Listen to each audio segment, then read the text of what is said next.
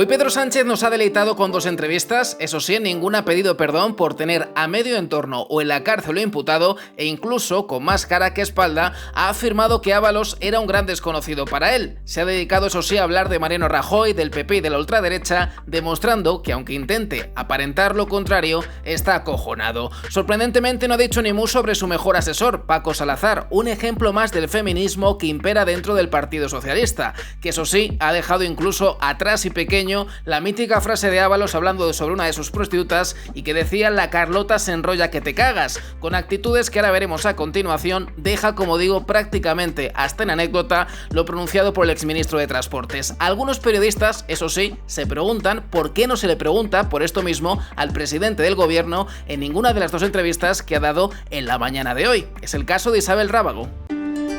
Hoy el presidente del gobierno ha dado una entrevista a una de esas periodistas que se hacen llamar feministas y curiosamente se le ha olvidado pues una grandísima pregunta, que es una de las noticias del día. ¿Por qué el Partido Socialista ha intentado tapar el acoso sexual presunto que se ejercía en el despacho al lado del presidente Sánchez en Moncloa?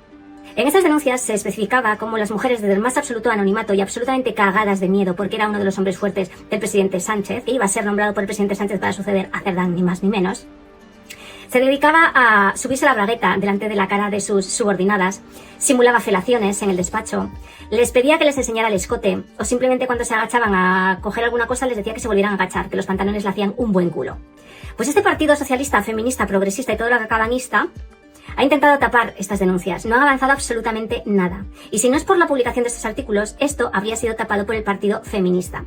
A ver si alguien tiene las narices de preguntarle al señor Sánchez, porque esta mañana ha dado dos entrevistas y ningún periodista ha considerado que era una pregunta con la que había que molestar al presidente. Curioso, ¿verdad? Pues mi felicitación a los compañeros que han sacado este absoluto escándalo. Esta es la hipocresía feminista 2.0 de Pedro Sánchez.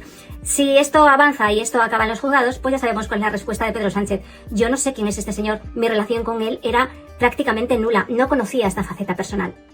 Esta es la hipocresía de Sánchez y de su feminismo. Y por cierto, Pilar Alegría sigue tragando saliva cada vez que se le dice que hace unas poquitas semanas se sentó en la misma mesa que este presunto acosador sexual. Curioso todo. Es todo tan curioso en el Partido Socialista feminista.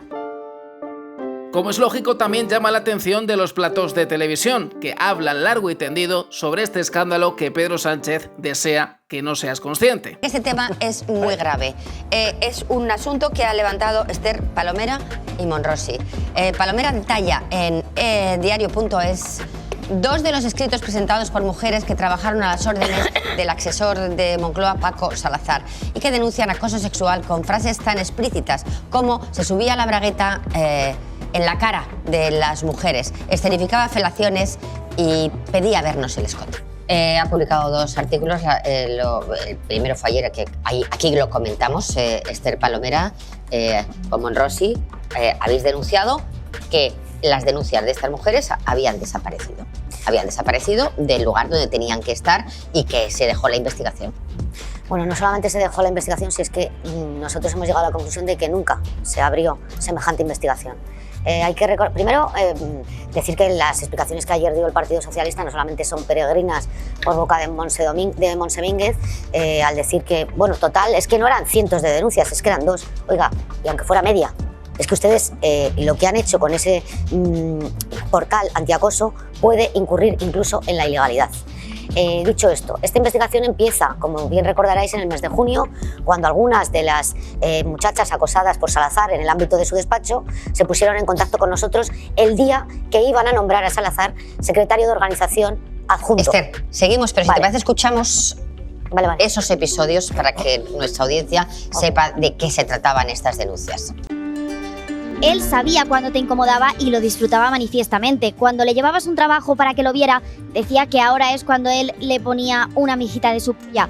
Llegaba por la mañana y te decía el buen culo que te hacía ese pantalón o te pedía que le enseñaras el escote. Si te veía mala cara, te preguntaba en mitad de la oficina si habías dormido poco por haber mantenido relaciones sexuales. Pero qué tío más rijoso, más cerdo. Bueno, ¿Qué ha pasado con esas denunciantes? Bueno, pues posteriormente a las del mes de junio, cuando salió la fotografía de Pilar Alegría almorzando en un restaurante con él, que publicaron los compañeros de artículo 14.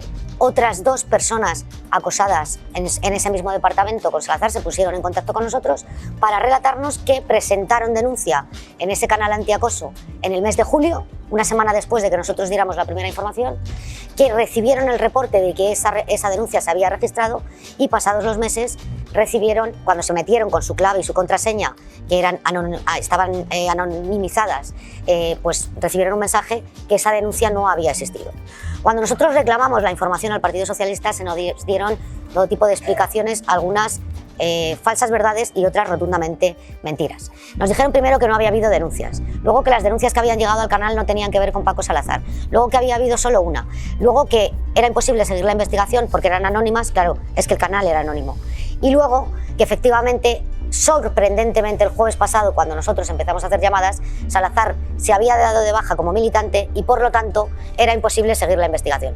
Algo que ayer corrigieron por boca de la portavoz del Partido Socialista al decir que, bueno, que aunque se haya dado de baja como afiliado, que va a seguir esa investigación y que ya se han recuperado en el sistema informático esas 2 denuncias. La conclusión es que iban a echar tierra sobre esto es gravísimo. Llama también mucho la atención que la mujer de Sánchez esté en todas las salsas, tal y como denuncia esta misma mañana Antonio Naranjo en el programa En Boca de Todos. Vamos a hacer la pregunta de nuevo que voy a hacer todos los días 50 veces hasta que alguien tenga bien. Con una yo no, todos los días en todos los días. No, es como el de Vox, tío. Todos los días hasta que alguien me dé una explicación. Yo no voy a acusar a Begoña Gómez, que es lo que ha dicho Koldo, Ábalos y compañía, de haberse no lo voy a acusar de llevarse 1 millón de euros. No lo voy a acusar. Eso es algo que tendrá que demostrarse si es que pueden. Pero hago la pregunta, a ver si alguien me da una respuesta inteligente, alternativa a lo que parece. ¿Me podéis explicar, por favor, cómo se justifica que la mujer del presidente del gobierno esté en reuniones con el CEO de Globalia, que es Europa? Viaje con el intermediario de Globalia en el rescate del gobierno, que es Víctor de Aldama, al extranjero, y reciba patrocinio para su instituto africano, que nadie sabe muy bien para qué valía, pero bueno, ahí estaba creado en 2018, patrocinio de esas mismas empresas, y sin embargo no tuviese nada que ver con el rescate. ¿Me podéis dar una explicación? ¿Cómo se justifica que Begoña Gómez aparezca citada por todos los golfos de la operación y esté comprobado documentalmente sus relaciones con esa empresa, comerciales, personales y hasta el punto de viajar al extranjero con ellos? ¿Me podéis dar una explicación? Venga, una explicación. ¿Quién quiere darla? A mí me... O sea, Sara, venga. No, venga, una eso a eso. No me meto en el millón ni compro argumentos de nadie. Espacio, venga. Begoña Gómez trabajaba en esto. Begoña Gómez saca... Begoña Gómez, más allá de ser la mujer del presidente, es una profesional que tenía negocios para sacar beneficio para su cátedra. Y en estos viajes, no existía la cátedra, en estos viajes, Antonio, un momento, en estos viajes, que yo no sé si hizo 100 o hizo 10, no lo sé, porque muchas de las cosas que dicen Víctor Ábalos, Ábalos y estos, hay muchas cosas que no se han podido probar. La realidad es que el rescate de Air Europa ya han dicho hasta en 3 investigaciones y el Tribunal de Cuentas que no hay ninguna irregularidad. Pero que y el tendrá que ver eso. Lo que he preguntado es otra cosa. ¿Me podéis preguntar? Pero nace del rescate de Air Europa. ¿Qué pinta la mujer del presidente en estas relaciones que acabo de detallar que están comprobadas? Que en todos los casos de corrupción, en los de que un tío cobra por hacer un puente, el puente se hace y el puente era necesario. Nadie discute el rescate. Lo que estamos diciendo es, ¿quién se ha beneficiado de ese rescate? Y yo, como no quiero llegar tan lejos, os hago una pregunta a todos y no me cansaré de hacerla. ¿Me podéis explicar qué hacía la mujer del presidente en estas secuencias y estos hechos que están documentados? ¿Me lo podéis explicar? Vamos a ver.